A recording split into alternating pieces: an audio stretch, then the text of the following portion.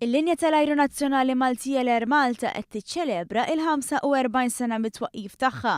Anniversarju li qed jiġi iċċelebrat fis-sfond ta' 5 tejjim kollettiv li ġew issiġġellati mar-rappreżentanti tal-ħaddiema kollha bilan l-Air Malta issir il-linja tal-ajru tal-Mediterran.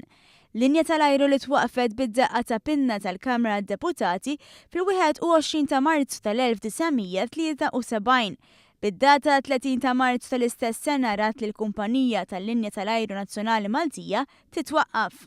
Iżda kien sena wara, jiġifieri fl-ewwel ta' April tal-1974, l-Air Malta għamlet l-ewwel titjira tagħha biex fl-ewwel sena tagħha waslet 53,500 passiġġier.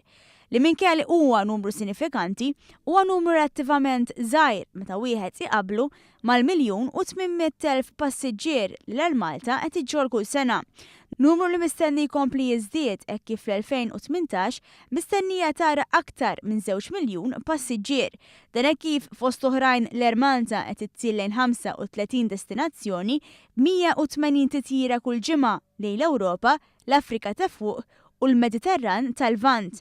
Dan ifisser li mill-ewwel titjira tagħha l-linja tal-ajru ġarret aktar minn 55 miljun passiġġier lejn u minn Malta. Fis-tqarrija l-Air Malta iddeskriviet bħala fatt li kieku ma kienx għall-viżjoni li tinħoloq linja tal-ajru nazzjonali u l-isforzi kontinwi u l-investimenti mill-linja tal-ajru f'dawn il-45 sena, l-industrija lokali tat-turiżmu ma kienx ser tkun bħal dik li nafu għallum.